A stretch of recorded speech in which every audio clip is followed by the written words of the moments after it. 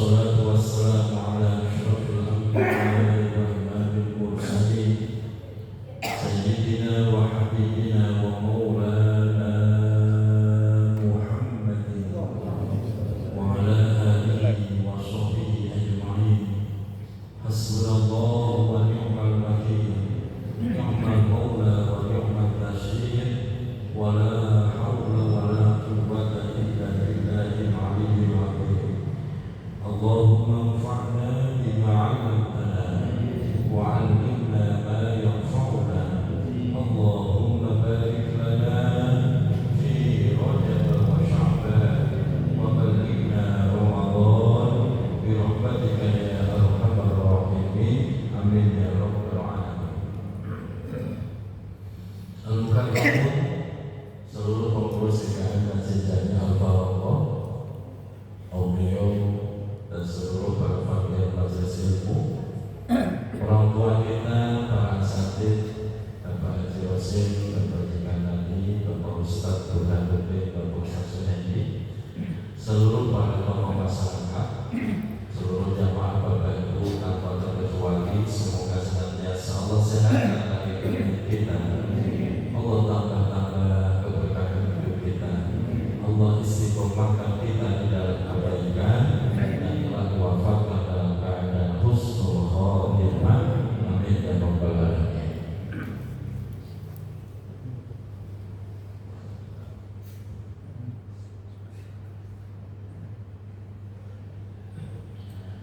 Alhamdulillah wa syukurillah, pada kesempatan malam hari ini kembali Allah kumpulkan kita di taman surganya Allah, di rumahnya Allah.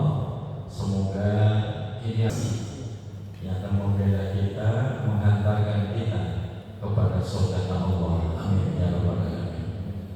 Melanjutkan kajian kita Nasha'ihul Ibadah. Kita masih pada bab sudasi, dan sekarang kita masuk maqalah yang ke-17. Bismillahirrahmanirrahim.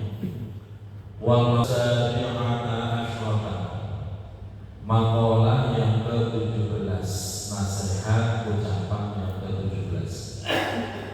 Qala, telah menyampaikan Al-Imam Ahnaf bin Qais, yaitu salah satu ulama hebat pada zamannya, rahimahullahu ta'ala, semoga Allah selalu merahmati beliau, yaitu Imam Ahnaf bin Qais.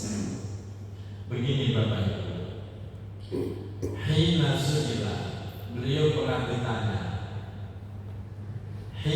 saat beliau ditanya, ma khairu ma yuqta al-abd, ma khairu ma yuqta al-abd, yaitu ketika ditanya ma khairu ma, apa sih sebaik-baiknya perkara, yuqta, yang bakal diberikan al-abd kepada seorang hamba. Menurut Bapak, saat ini yang paling Bapak angan-angan, yang paling diidam-idamkan, kira-kira kepengen dibagi apa oleh Allah? Bapak dulu deh yang jawab. Gak kepengen apa-apa? Ibu pengen dibagi apa? Panjang umur sehat, duit kan? Mau panjang umur, duit. Bapak juga duit juga. Bapak mau gak dibagi duit sama Allah? Gak jawab. Oh, mau. Jelasin Bapak, jangan malu-malu kucing.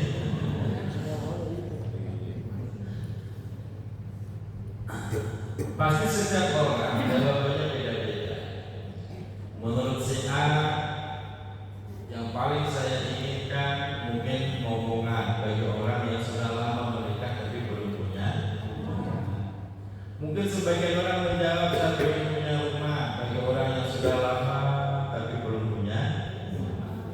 Ada yang jawab saya ingin punya istri bagi orang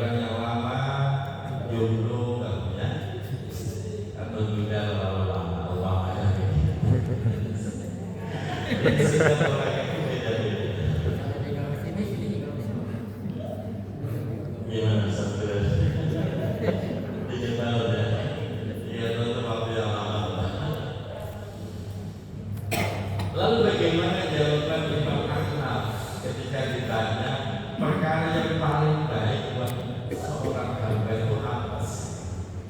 Beliau menjawab, yaitu yang pertama adalah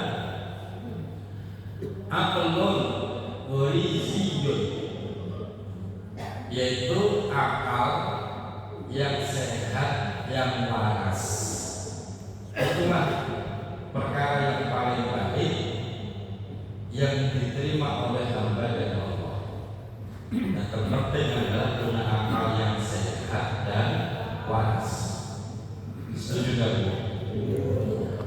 Buat apa punya duit banyak kalau akalnya betul? Buat apa punya istri baru kalau akalnya?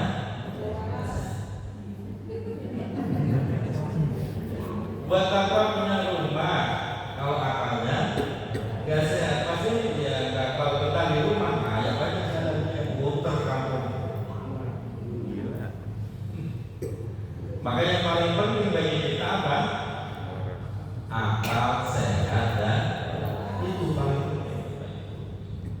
Masalah nanti punya rumah, duit banyak itu menjadi tidak penting kalau akal kita tidak. Ibu waras? Alhamdulillah. Bapak waras? Karena ada yang akalnya sehat tapi tidak waras. Ada.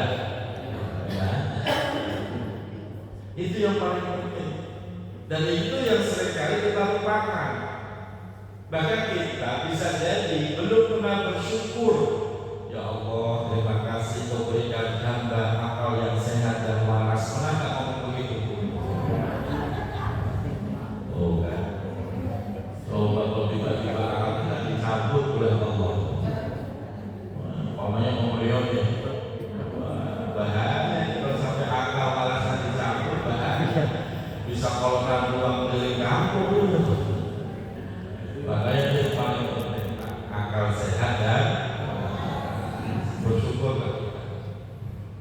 Kalau kita selama ini belum pernah bersyukur, ayo bersyukur. Ya Allah, terima kasih memberikan hamba akal yang sehat, waras. Pikun itu aja udah menjadi masalah. Ini ibu punya suami sudah mulai pikun, repotin itu nanti. Betul. Waktunya mandi belum ngerti, gak ngerti mandi. Waktunya sholat gak ngerti sholat. Harusnya pakai baju, malah. Waktunya cebok belum gak ngerti cebok. Maka betapa pentingnya punya akal yang sehat dan waras. Semoga Allah sehatkan akal kita semua sampai dimatikan oleh. Jadi nggak usah pakai pikun. Mau pikun apa nggak usah? Padahal pikun itu kemurahan dari Allah. Pikun itu kemurahan dari Allah. Umpamanya kalau bapak ibu punya keluarga pikun, itu berarti orang itu sedang dikasih kemurahan Allah. Sebab dengan pikun dia nggak sholat, nggak dosa, nggak puasa, nggak dosa, telanjang bulan, dia nggak dosa. Enak? Gak enak. Tapi kalau bapak nggak pikun, ya sampai mati masih sholat terus. Gimana? Enak sehat apa pikun? Ya. Betapa pentingnya punya akal yang sehat dan punya duit banyak, tapi akal nggak waras setelah dibohongi saudara-saudaranya, nggak ada manfaatnya. Ini yang pertama yang kita syukuri. Makanya tiap kali kita terbangun dari tidur, badan sehat, akal waras, alhamdulillah. Biarin bangun tidur cuma ketemu kopi sama singkong lu, udah enak banget. Nggak harus punya duit setumpuk, nggak harus begitu. Badan sehat, akal waras, itu sudah enak banget. Dan akal yang sehat yang waras ini nanti akan kehilangan kewarasannya. Lama-lama itu akan kehilangan kewarasannya. Kapan kewarasan akal itu akan hilang? Satu, ketika orang itu diliputi amarah. Orang kalau sudah diliputi amarah, biasanya akalnya sudah tidak sehat lagi. Betul? Udah nggak berfungsi. Orang kok marah, akalnya nggak berfungsi. Lagi marah, itu ditendang, jeger. Kipas angin tendang, jeger sampai patah, sampai jempol itu. Begitu marahnya hilang, dibenerin kayak begitu. Benerin kayak kipas angin. Kan gila namanya. Tendang-tendang sendiri, dibenerin sendiri. Makanya orang kalau keseringan marah, tingkat kewarasannya akan menurun. Maka lama-lama bisa hilang semuanya kalau keseringan. Makanya ibu punya suami pemarah mulu kerjaannya, bilangin jangan marah mulu Pak, nanti kamu gila. Yang sering marah di rumah bapaknya apa ibunya? Ibu udah ganti dulu. Jangan sering marah, lama-lama gila. Terus bagaimana? Nah, ini yang tugas kita, bagaimana mengontrol amarah ini biar akan tingkat kewarasan akal kita. Marah normal namanya manusia, marah normal. Cuma jangan sampai marah ini menutup kewarasan akal kita. Jadi walaupun marah tetap terkendali, jangan kayak kesurupan begitu. Itu satu, jangan sering marah. Nanti kewarasan akal kita akan hilang. Yang kedua, kata Imam Ahmad, wabila wa'ilam yakun. Kembali ditanya itu Imam Ahmad, bagaimana kalau orang itu nggak punya akal yang sehat? Bagaimana nih? Apa nikmat yang paling baik, paling bagus yang telah Allah berikan kepada dirinya? Imam Ahmad menjawab, qala adabun sholihun, yaitu adab yang baik, akhlak yang baik. Umpamanya ada orang akalnya tak cerdas banget, telat, diajarin apa aja telat, sampai ketawa aja telat. Orang-orang udah selesai ketawa, dia baru ketawa, sampai telat. Gak apa-apa, yang penting dia punya akhlak yang baik, berarti hari itu mendapatkan kemuliaan dari Allah. Kan ada orang yang begitu kayak cerdas enggak, cuma akhlaknya baik, disuruh nurut, gak datang, diledeki, dibully cuma sengit-sengit doang. Baik, itu sebuah kemuliaan Pak.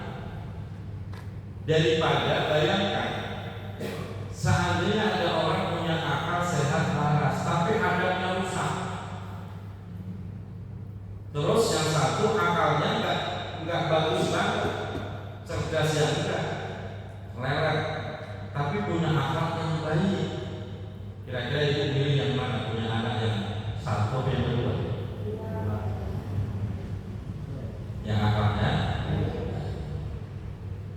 Dan pada akhirnya Bapak Ibu, kehidupan orang tua itu justru akan membutuhkan anak yang pendidikannya tidak tinggi. Yang pendidikannya tinggi udah sibuk dengan kerjaannya di luar kota, luar provinsi, bahkan ada yang di luar negeri. Sementara yang namanya pendidikannya rendah karena keterbatasan akal, dia kelatan di rumah, bisa nyuapin ibunya, mandiin ibunya, luar biasa. Itu yang sering terjadi justru di masyarakat, betul? Jadi lebih senang punya anak cerdas atau lewat? Oh iya. Syukur-syukur udah akalnya cerdas, adabnya baik, nah itu baru cakep. Makanya ibu kalau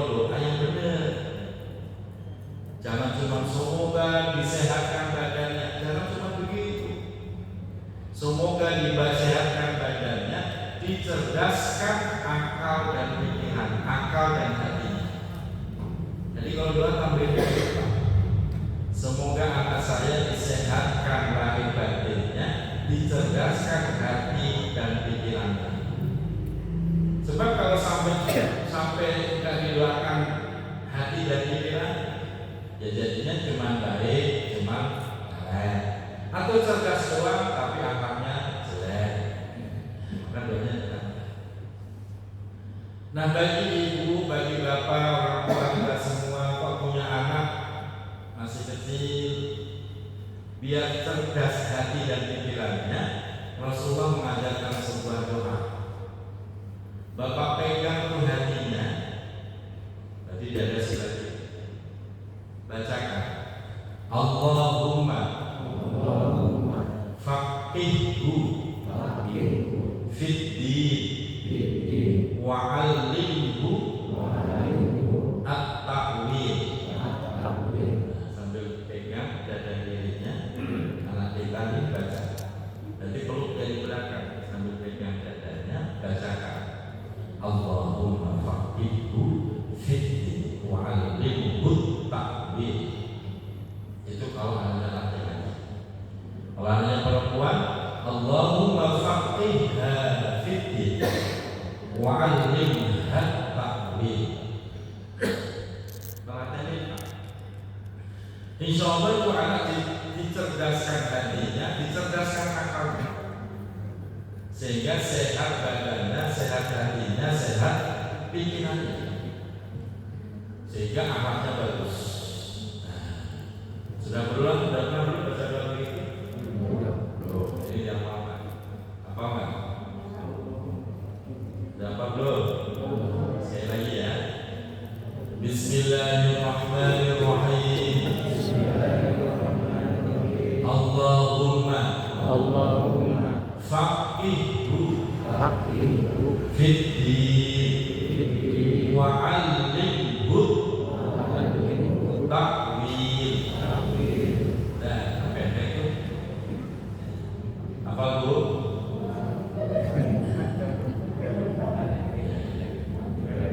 Udah apa? Sekali lagi ya, saya itu 3 kali Pak, mau lebih yang ketiga. Bismillahirrahmanirrahim. Allahumma faqihhu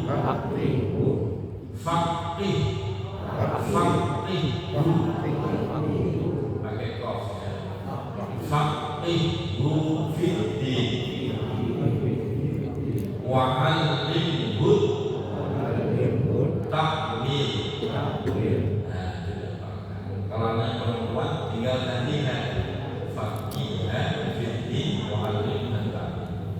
Ditelakanya itu nanti Allah cerdaskan hati dan pikirannya, Allah lembutkan hatinya, Allah baguskan akhlaknya. Itu doa yang diajarkan Rasulullah. Kalau sudah tua gimana? Susah. Sudah tua susah. Tapi yang kecil-kecil itu ternyata. Kalau udah gede ini udah susah. Udah disyukuri yang ada udah ini Pak.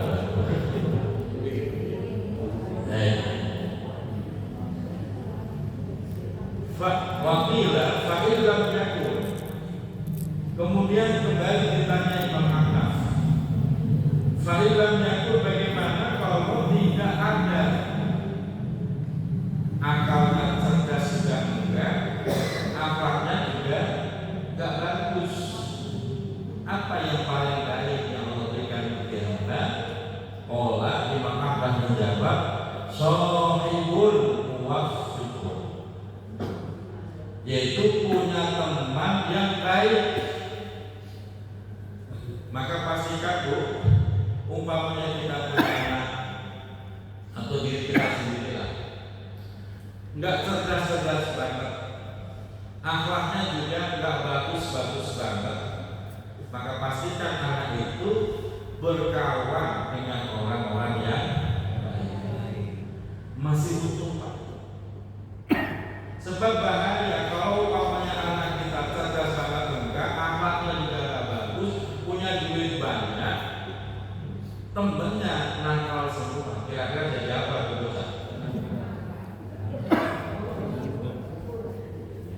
Maka pastikan punya kawan, punya komunitas orang-orang baik, sehingga dia lama-lama ketularan baik. Nah, sementara orang-orang sekarang itu yang dikejar adalah hanya kecerdasan intelektual. Anak hanya dididik biar cerdas intelektualnya saja. Sementara spiritual, urusan hati, orang tua kadang tak peduli. Makanya terjadi anaknya cerdas tapi akalnya nggak ada. Dan saya sering menemukan fenomena semacam itu, Pak. Lagi ngobrol sama orang tuanya, bapak ibunya, sama dia anak, si anak ngangkat kaki kursi. Itu Pak, pemandangan seperti itu pemandangan yang sungguh mengironis sekali. Bagaimana seorang anak tidak menghargai orang tuanya yang sedang duduk di depannya. Dia berani mengangkat kaki dan tidak merasa berdosa.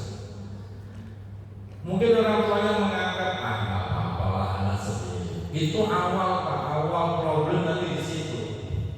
Kalau anak sudah berani tidak sopan mengangkat kaki di depan orang tua, nanti lama-lama akan makin melunjak. Bapak akan nyesel nanti. Oleh karena itu, ketika kondisinya seperti itu, pastikan dia punya teman. Dicek tuh pertemanannya Bapak Ibu, dicek pertemanannya. Kasus yang terjadi di Depok yang lagi ramai Pak, anak SMA kelas 2 itu sudah membuka link WeChat, yaitu menawarkan diri. Itu link prostitusi Pak. Ketangkap di Kalibata,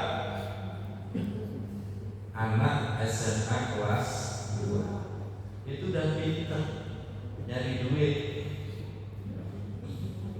buka link menawarkan diri dengan WeChat itu Pak. Itu luar biasa.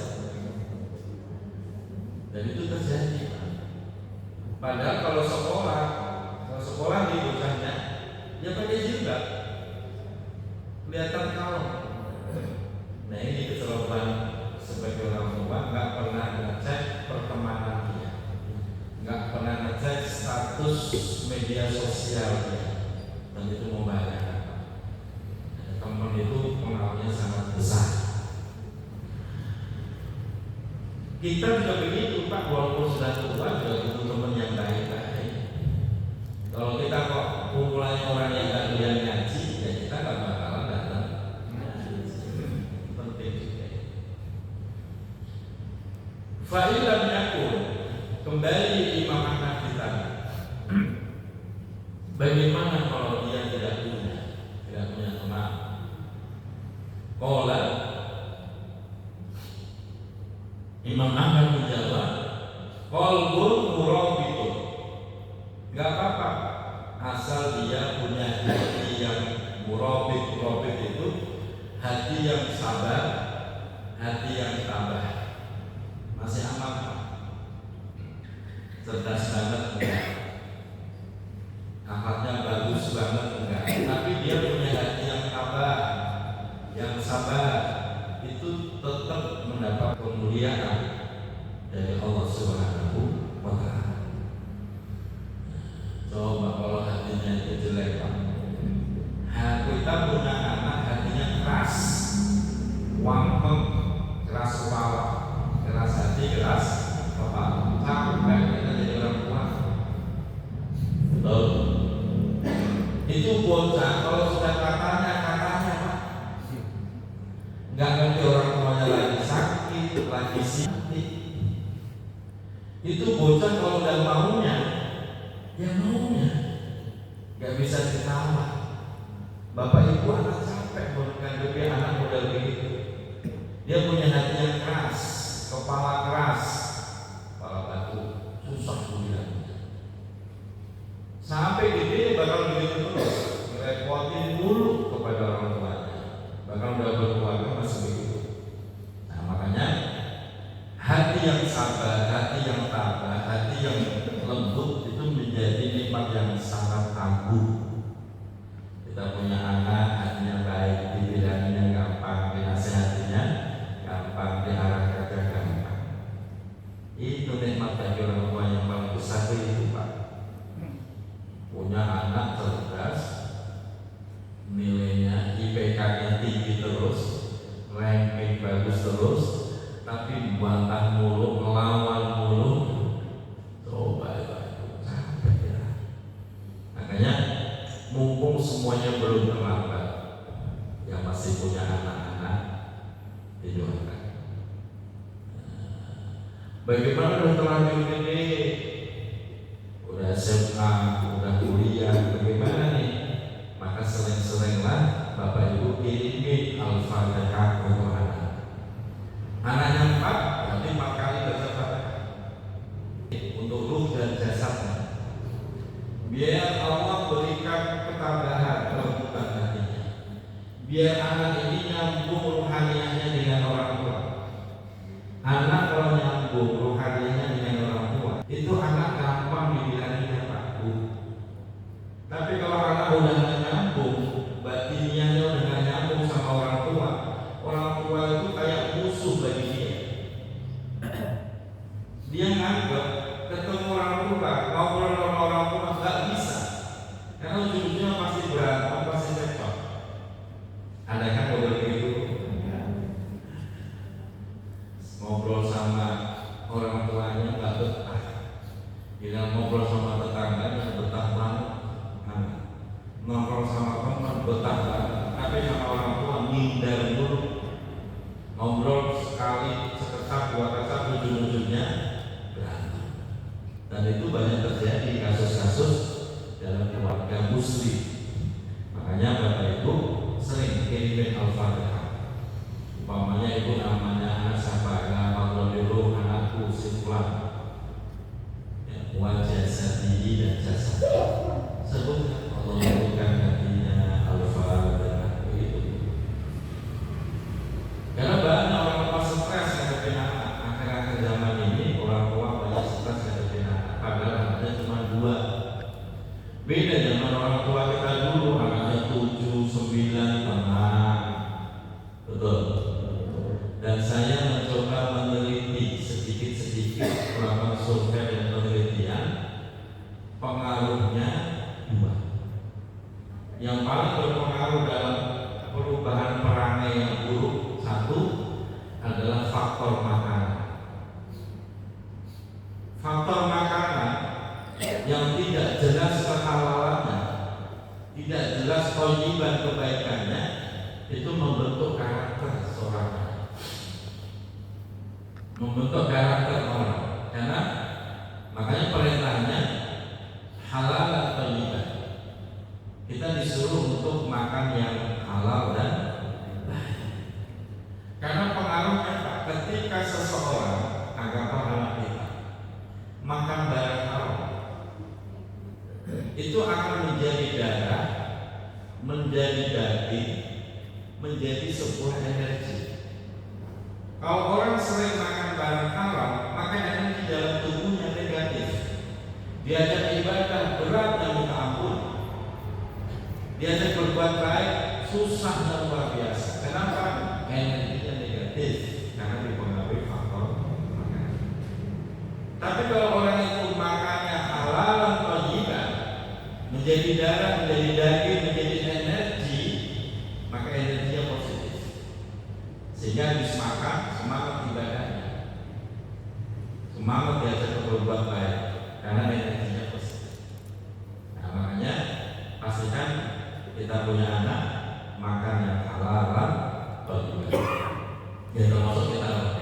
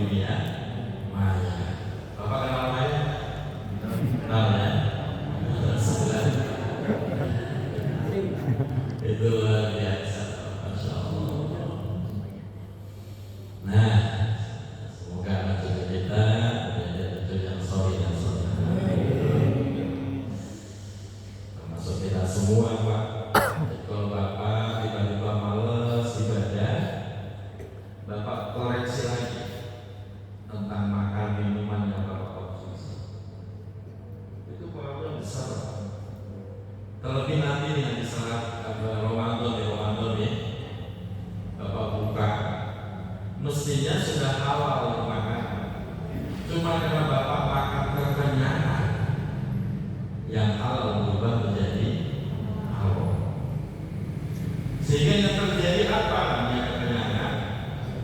Terawih lewat, ya, tahajud, baca Quran, lewat. Karena haram, ya, tubuhnya haram. Kalau haram, energi yang muncul itu negatif, Pak. Maka makanlah kenyang halal. Tapi kalau sudah kekenyangan itu menjadi haram. Maka besok Ramadan jangan sampai tapi kadang-kadang kayak orang dendam begitu, teh hangat masuk, es kolak masuk, singkong masuk, lontong, gorengan, kata dia, gua belum makan begitu. Udah makan segitu banyaknya masih belum, udah terawih nggak kuat. Giliran kuat hanya istirahatnya, apalagi pengaji ada rusak berat. Makanya kalau bisa jangan sampai kenyang. Begitu Anda minum yang manis-manis secukupnya, kopi, terus kolak. Jadi yang nggak begitu kan, rontong apa masuk semua. Kita gampang, kita makan. Udah ada kopi yang di Samsu sudah cukup, ya. Udah gagah. Fa'ilam yakun, bagaimana kalau nggak ada? Hatinya keras. Bagaimana? Maka kolam menjawab Imam Ahnaf, kalau memang nggak ada, tulus suntik, banyak diam,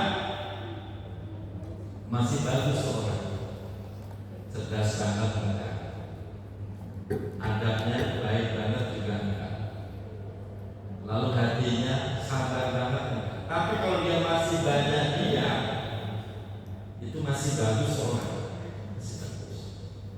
Artinya apa? Tidak mengganggu kebaikan orang lain dan tidak menimbulkan keburukan kalau orang banyak diam. Makanya orang yang gampang tersinggung, hatinya nggak sabar, gampang tersinggungan, sebaiknya banyak diam. Orang gampang tersinggung kok banyak ngomong, ya tersinggung dulu. Tapi kalau dia lebih senang menyendiri, aman, kebaikannya tetap muncul. Nah kalau udah nggak bisa diam, cerdas banget enggak, aman bagus banget enggak, hatinya nggak sabar, marah mulu, emosian mulu, terus banyak ngomong, udah nggak ada kebaikan dalam diri orang tersebut. Sehingga dijawab fa'ilam yakun, maka bagaimana kalau diam, orang itu nggak bisa banyak ngomong? Kata Imam Ahnaf, qala mautun harbin, maka kematian itu yang terbaik buat orang tersebut. Lebih baik mati. Jadi cerdas banget enggak? Akhlaknya bagus banget enggak? Terus punya teman baik enggak punya? Hatinya enggak bisa sabar, emosian dulu. Suruh diem enggak bisa. Terus ngapain? Lebih baik mati daripada panjang umur nambah dosa. Itu loh. Makanya kalau rumah-rumahnya kok kita begitu, mending kita mati aja. Daripada di rumah suka marah sama istri, marah sama anak, tempat kerja lagi, kumpul ngopi teman marah mulu, ibadah juga males mulu. Lu ngapain begitu mah? Lebih baik mati. Tapi yang baik-baik kayak begini nih, yang panjang umur. Tapi faktanya enggak. Justru yang nakal-nakal itu panjang umur, malah. Yang lebih mampu malah nggak mati-mati loh. Giliran yang solid, yang bagus loh malah pendek gitu. Tapi walau yang terpenting kematian itu disebut sebagai rohatan. Istirahat dari apa? Dari berbuat dosa. Jadi kalau ada orang nakal kalau mati, bagus tuh, berarti kematiannya rohatan, tempat istirahat dari perbuatan dosa. Ada orang baik kok mati, ya bagus juga, kematiannya rohatan, sebagai istirahat dari kewajiban yang selama ini dia lakukan. Istirahat. Dengan kalau sholat gak perlu ngaji, gak perlu sedekah, betul. Jadi enakan hidup apa mati. Kalau rohnya Bapak bisa menambah amal sholih, panjangkan umurnya. Sebagaimana sabda Rasulullah, khairu man tola umruhu wa hasuna amaluhu. Sebaik-baiknya orang yang panjang umurnya dan bagus amalnya. Seburuk-buruknya orang adalah man tola umruhu wa sa'a amaluhu. Panjang umurnya, jelek amalnya, itu seburuk-buruknya orang. Maka kalau berdoa begitu, ya Allah, jika kehidupanku menambah amal baik akan kumohon. Tapi jika menambah keburukan